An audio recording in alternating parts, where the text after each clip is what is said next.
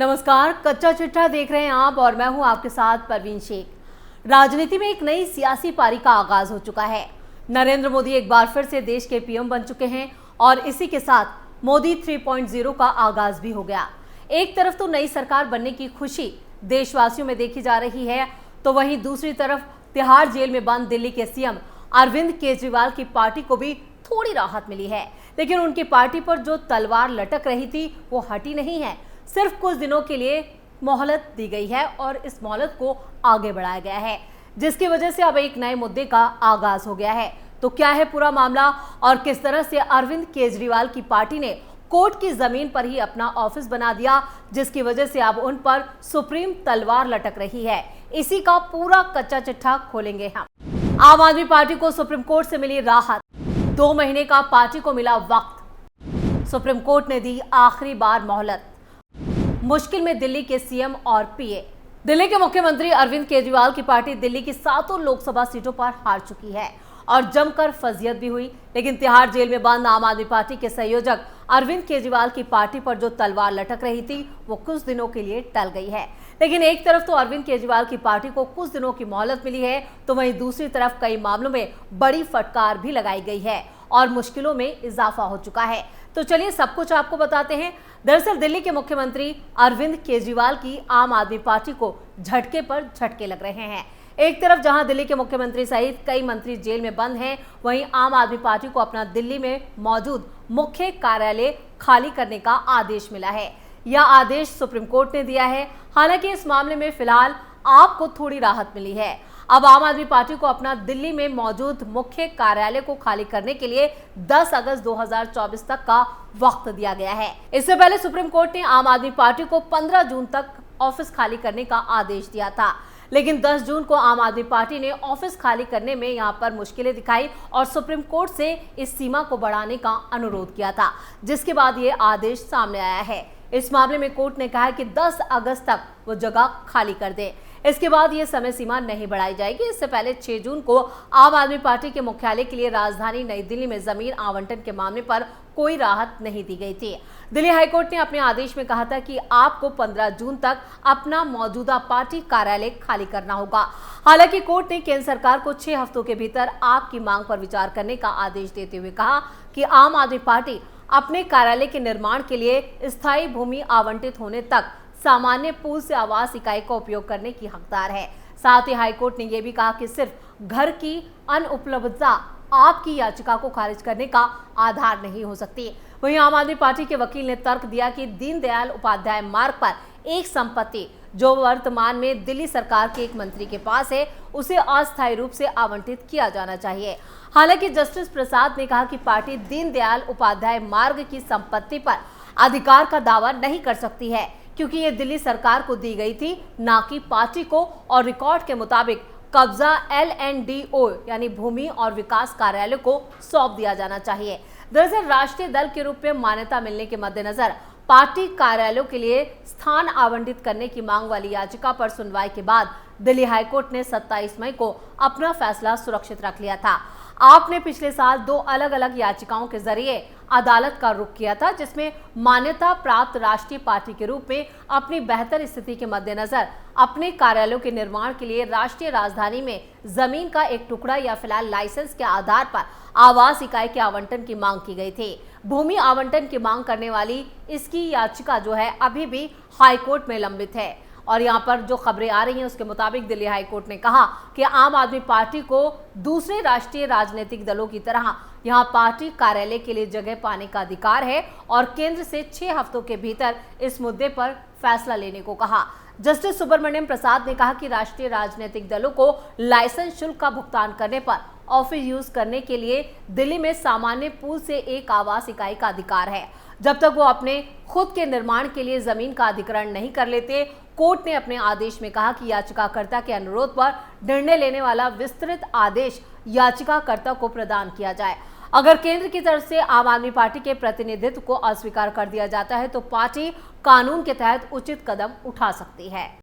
क्या है पूरा मामला? राउज एवेन्यू इलाके में आम आदमी पार्टी को दफ्तर दिए जाने पर सुप्रीम कोर्ट पहले ही सख्त नाराजगी जाहिर कर चुका है। दरअसल फरवरी 2024 में सुप्रीम कोर्ट ने हैरानी जताते हुए कहा कि ताज्जुब की बात है कि दिल्ली हाईकोर्ट की जमीन पर एक राजनीतिक दल का दफ्तर चल रहा है।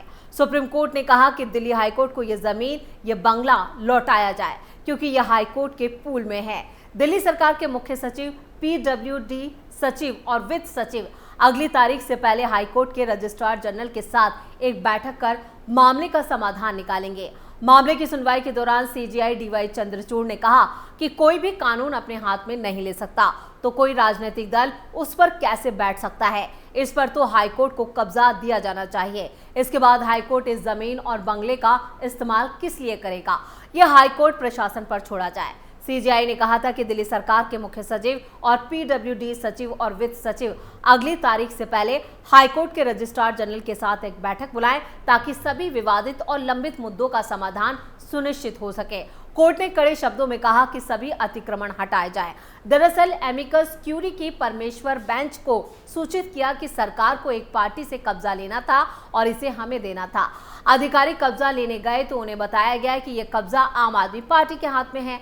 अदालत ने देश भर में न्यायिक बुनियादी ढांचे से संबंधित एक मामले से निपटान के दौरान इस मुद्दे पर ध्यान दिया, जिसके बाद भारत के मुख्य न्यायाधीश DY Chandrachud, justice JB Pardiwala और जस्टिस मनोज मिश्रा की पीठ को एमिकस क्यूरी के परमेश्वर ने ये जानकारी दी कि एक राजनीतिक दल का कार्यालय वहां बनाया गया है और वो जमीन वापस नहीं ले सके। एक तरफ तो आम आदमी पार्टी के दफ्तर को खाली करने के मामले में थोड़ी सी राहत केजरीवाल को मिल गई है, लेकिन दूसरी तरफ दूसरे मामले में मुश्किलें और बढ़ गई हैं। दरअसल सुप्रीम कोर्ट ने सोमवार को अरविंद केजरीवाल सरकार की उस याचिका पर सुनवाई टाल दी जिसमें दिल्ली के लिए यमुना में अतिरिक्त पानी छोड़ने की मांग की गई। कोर्ट ने इस बात को लेकर नाराजगी जाहिर की कि पिछली सुनवाई के दौरान याचिका में जिन खामियों को दूर करने को कहा था उनमें सुधार नहीं किया गया। सर्वोच्च अदालत ने दिल्ली सरकार के वकील से कहा कि याचिका खारिज भी की जा सकती है। बार एंड बेंच की एक रिपोर्ट के मुताबिक जस्टिस प्रशांत कुमार मिश्रा और जस्टिस प्रसन्ना B वराले ने यह भी कहा कि केस की ज्यादा जानकारी मीडिया कवरेज की वजह से पहले वो केस फाइल को पढ़ना चाहेंगे।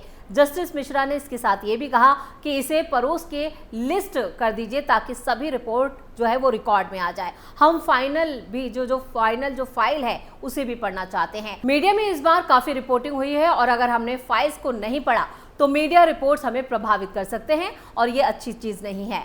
कोर्ट ने यह भी कहा कि स्टेटस रिपोर्ट और दूसरे शपथ ग्रहण रिकॉर्ड पर यहाँ पर रिकॉर्ड में नहीं है और याचिकाओं में खामियों को दूर नहीं किया गया है।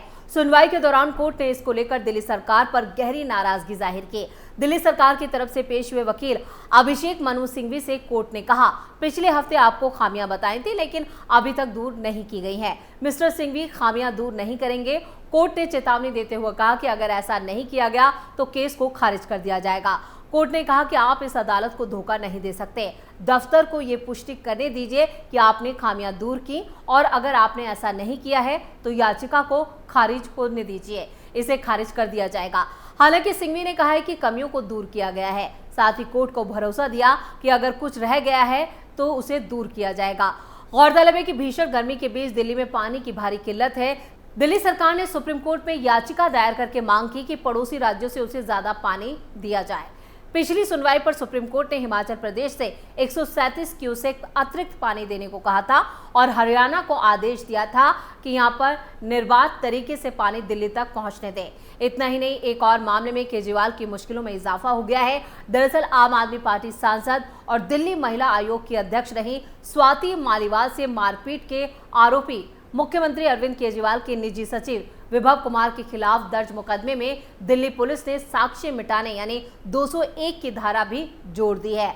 जब पुलिस टीम विभव को मुंबई लेकर गई थी तब उसने दावा किया था कि अपना आईफोन फॉर्मेट कर दिया था और पुलिस अधिकारी से कहा कि 3 बार रिमांड पर भी विभव ने जानकारी नहीं दी कि आईफोन को किस जगह और किसके कहने पर फॉर्मेट किया गया।